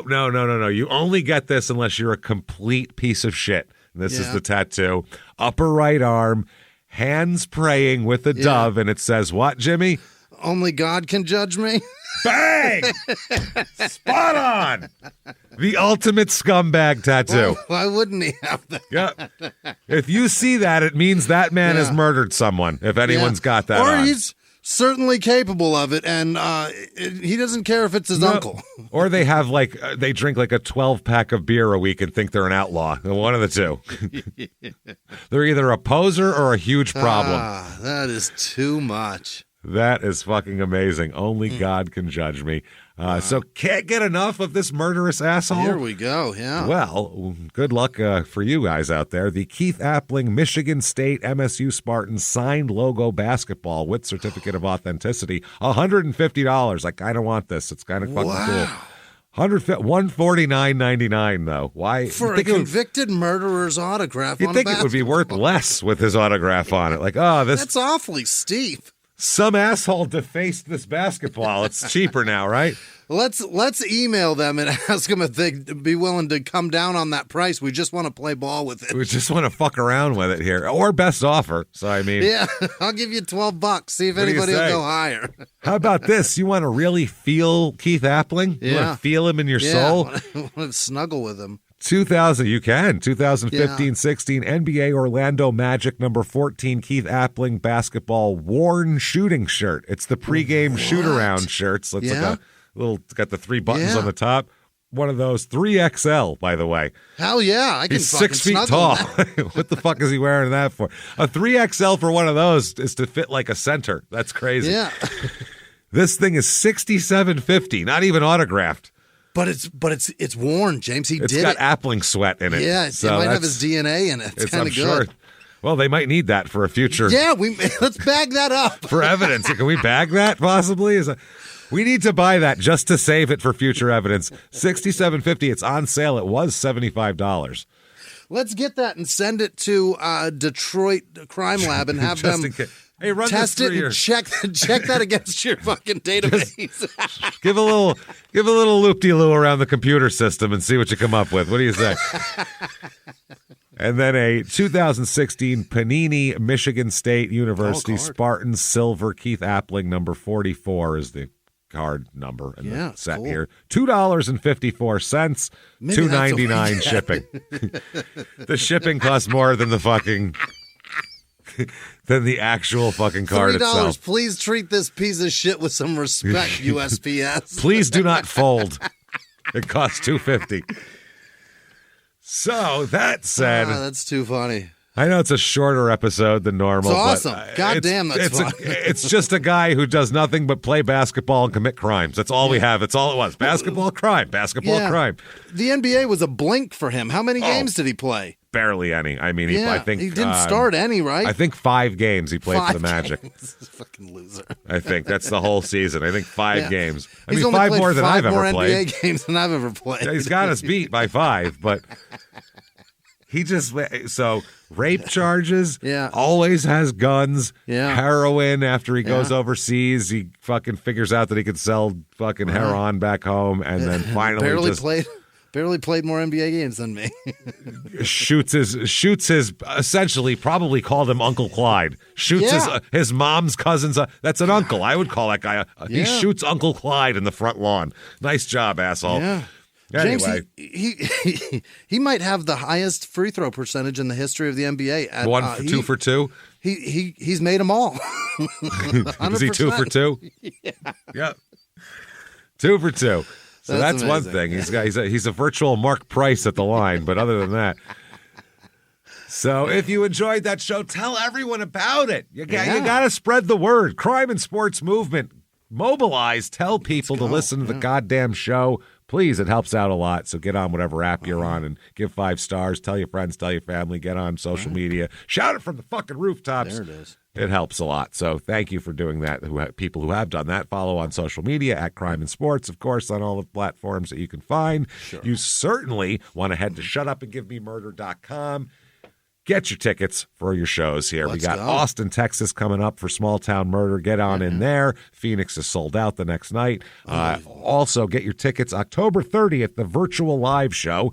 If you're listening to this after October 30th and you're like, oh, I missed that. No, you didn't. If it's 2 weeks, if it's within 2 weeks of October 30th, right in the you can wheelhouse. still get it. Yeah. Watch it as many times as you want. Hang out with us just like a regular live show, except you are in your living room or wherever you want to be, and we're in costumes, and we're going to look ridiculous. It's a lot of fun. Awesome. Yeah. Can't wait for that. So shutupandgivememurder.com, patreon.com/crimeinsports. These people are the fucking shit.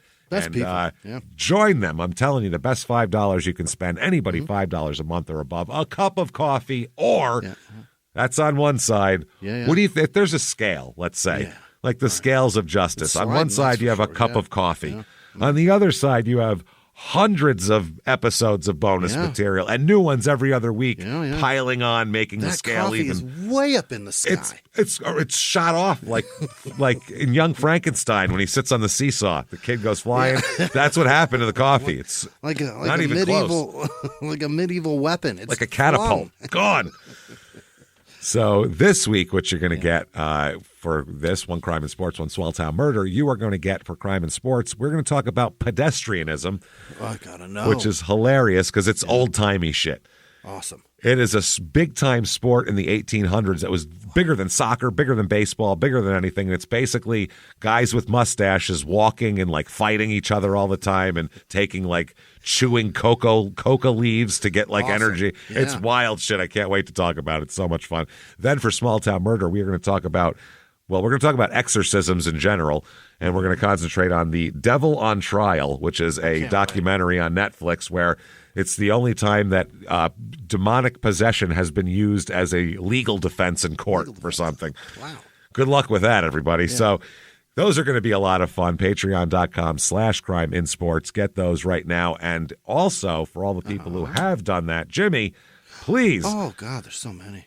Let me hear the names of the most wonderful fucking people in the world who are always supporting us and just keeping this show afloat. Jimmie, hit me with them right goddamn now. This week's executive producers are Gary Howard, Kyle Norweg. Hey. Holy shit, Kyle, It's been a while. Larry Butterfass, it's been a while. Nice to see you. Wendy Loving, you're brand new, but we love you too. Welcome Evelyn Manicow. I don't know. It's her 9th birthday. Evelyn, her thank 9th you. birthday? I know. I seriously unbelievable. It's not okay. Listen. Tell your parents that 2 very bad people have been in your ears and you can't have them there anymore. Mommy and Daddy are doing this all wrong, Evelyn. I don't know what's going on. Or all right. They're doing it just right. Yeah, who's to say, I guess. It's up to you. Other producers this week, happy birthday, Evelyn. Other producers are Trude, possibly Trudy, Pestless, Peaceless, Peacelees. I don't know. Peyton Meadows, Faraha Bayabisa. What? Bayibsa. Is that good? It's harder than mine. Not for me. I say that's a good one. It's harder than mine. I go, hey, that's a good one. Janice Hill, Scarlet Horbeast in New Orleans. Thank you so much. Anna Regional Lee, she was embarrassed that she I don't know. She saw us in Oklahoma City or Kansas City, one of the two, and she were you in the front row? No. Front row center? Is that where you were? She saw us were? on the street, James, and she was embarrassed for whatever she said. I don't care. It's fine. No need to be I'm sure you were very nice to us. Anna Lee, thank you for coming to the show. You are a marvelous young lady. Thank you. I have no memories of crazy encounters, so I'm sure you were fine. Other producers continuing are Andrew Chandler, that's Kevin W., D. Rock, Chrissy with no last name, Alexa Napieralski. Casey Bazoob. Juan Lopez, DJ Tadich, I think, David with no last name, Amber J, Angel Abbott, Megan with no last name, Justin Tarleton Neville, Milster, Mr. Pissman. Got you. I think that's taking a jab at me, James. I think that's what that is. Chris Sen, maybe? James Gilstrap. Mine. James Lee. Jillian. Roxanne Keegan. Sarah with no last name. Mickey Pinto. Jennifer Pacheco. Catherine Hunter. Shirley Savory. Shelby Christopher. CMP Mofo. Cass Gilbreth. Kayla Barman, yep. Nicola Johnson, Nicola maybe, Gail Perry, Mike Weed Lira, is that right? Heidi Smith, Matt T, Emily Skinner, Patrick Murphy, Lady Dank Alex. I don't know what that means, but I imagine it's a gal who smokes weed, James. Alex. My kind of girl. That a girl. Ryan Maureen Tubbs, Terry Hutchison, Stephen McLean, Brian Hennis, maybe Steph with no last name, Daniel Sulak, Gracie Edwards, Campbell Ross, Chelsea Wagner, Jen S. Taylor with no last name, Anthony? No, it's Amanda Shelton. Anthony. Jesus Christ. I want to name him Antony, but it's a girl. We'll call her Anthony. Anthony. Jesus Christ. Kyle Kinghorn, Quinn Campbell, Nick the Trucker, A. Snide, 1912. Holly Hargraves, Kristen Fredrickson, Mary Ryan, Cindy Patel, Alice Sartee, Natalie Randall, Gray with no last name, Lauren Huber, Aaron Santarella, Colleen with no last name, Alicia Guazdes. What the fuck? GWOZDZ? That's not a name, is it? She just mashed the keyboard. Andrew Miller, Vicky Specht, Jude, or maybe Judy Sheridan, Joanne Cleary, Rachel Halgren, Richard Halgren, not Rachel. Sorry, right? Sorry, Richie. Ellen Kelly Johnson, Jennifer Gryshop, Jennifer LaFrance also, Chris Money, maybe Moni, Angela Sumter, Katie with no last name, Ashley Priestler, Aaron with no last name, Ryan Adams, probably not that artist guy, but he's terrific. Dana Persia, Danielle Beccina, I think that's right. I think that's right. Celine Zahn, Hugh G. Penis. Oh. Do you see how that doesn't sound right? It's not. Nobody's named Hugh G. Penis. Hugh G. Penis. You got it. No. You got it. It's come on. Janus is the Bart Simpson had better shit than that. Come on, guys. Come on, Hugh. Sheila Reiser. Steal from Bart. It works. Jen Blystone, Laura Kotzik, Danielle Kopech, Rachel Reese, Juliet Highland, Laura Larson, Amanda Fabian Salters, Fabian. All right. Tiffany with no last name, Pete with no last name, James West, Kristen Gartman, Krista M, Chris G, Jennifer Allen, Alex with no last name, Hillary Keys, the 940, TJ Beaner Schnitzel. You son of a bitch. Okay. That's pretty good. Not bad. I hate that you made me do that. Melinda Hillary maybe. Ann Weeza, not going to do this. Weezerack. Wycheck. All right. Clinton, I've done the best I'm going to do. Clinton Bartek. Not getting better. Bartek. David Riviera. Rivera. Brandon Bowling. Lisa Fairman. King Cakes. Michael McDonald. Emily Crofts. Kayla Reynolds. Justin Quaznell. Gretchen Still. Anthony Batten. Ryland Sink. Shasha Shankya, holy fuck. Eleanor Steinmuller, Kyle Dunham. Fuck, it's coming off. Penny Wilson, Bean Cake, Wendy Walters, Elizabeth with no last name, Lydia Fenton, Melissa Lindsay, Carrie Kelly, Julianne Rosa, Chapetti with no last name, Glenn Schnell, Scott Spate, Jordan Williams, Gage with no last name, Becca Bowen, Christine Dufour, Joy Dene Portier, Sierra Spencer, Jenny Smith, that's Jenny Howard, Luke Messimer, Emily Cecil, Terry Frolic, Robert Graves, Tammy Lindsay, Lila G, Zach O'Grady, Sean Ingram, Kent Gillen, James Ott Hainawacker, Melinda Cole, Alice C, Fred with no last name, Lisa Bell, Mitchell Franklin, Sam with no last name, Andrew Clement, G Unit Smitty. We should have stopped at Roy Rogers. I don't know what that means. That's a quote from something, right? We should have stopped at Roy Rogers. What is that from? What is that from? That's for the cheeseburgers, right? What is that from? Yes, we should have stopped at Roy Rogers. God damn it. That's going to drive me crazy. Son of a bitch. But you bastard. Fuck you. God damn it. We certainly should have stopped it. We should have stopped at Roy Rogers. Emily Bethel, Nikki with no last name, Joel Bernard Richard. Chrissy what is and it? Paulie in the woods in fucking Sopranos. Should have fucking stopped at Roy Rogers when they're eating that's ketchup. what it is, Yeah, yep. that's what it Yeah, is. when they're Thank you. Yeah. Boom. When they're tracing the Russian and freezing to death in the van. Yeah. He wanted to stop at Roy Rogers. He goes, no, we're going to get a steak at the casino. It's going to be beautiful. Just stopped at Roy Rogers. Now I'm starving. Joel Bernard Richard, Richard maybe, Pamela Goodman, Nikki with no last name, Emily Bethel, I think I said that, Angie Cook, Lisa Olson, Megan Gerard, Gabe Grendy, Maximilian Bowers, Brianna Canning, Paula Garcia. The letter S, this show brought to you by the letter S and Cheyenne Parish, but also all of our patrons. Thank you so much. Thank you, everybody, so much Unreal. for all that you do for us. Honestly, fucking people are awesome. We just appreciate the shit out of you. So thanks for what you do for us. Hope In you a world love of the shit, Patreon you're shit. amazing. Yeah, you're the shit, man. In a world of shit, you are less shit than most of the shit, You're by making far. it worth it, for sure. Yeah. You've risen to the top of the shit pile, and we appreciate that. Thank you so much for all that you do for us. Keep coming back week after week. You want to find us, you can do it. Head to shutupandgivememurder.com. Drop-down menu leads to all the social media and all that good shit. Keep coming back and seeing us live from the Crime and Sports Studios. We will see you next week. Bye.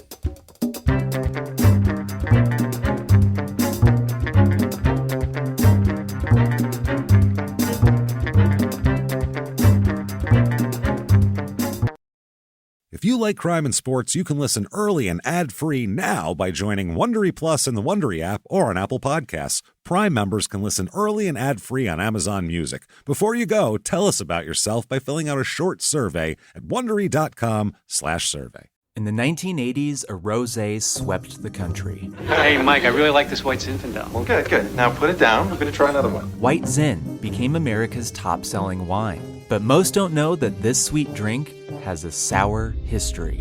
What began in 1986 with counterfeit bottles, A big fraud, a multi-million-dollar fraud, sent investigators chasing one of the most powerful families in the business, the Licciardis. But the closer the feds got to them, the more dangerous things became.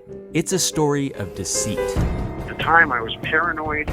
Threats. You touch my kids, I will kill you. And murder. with a .22 caliber bullet to the head. What started with a scheme to mislabel wine spilled into a blood-soaked battle for succession. Welcome to Bloodvines. You can binge listen to Bloodvines exclusively and ad-free on Wondery Plus. Join Wondery Plus in the Wondery app, Apple Podcasts, or Spotify.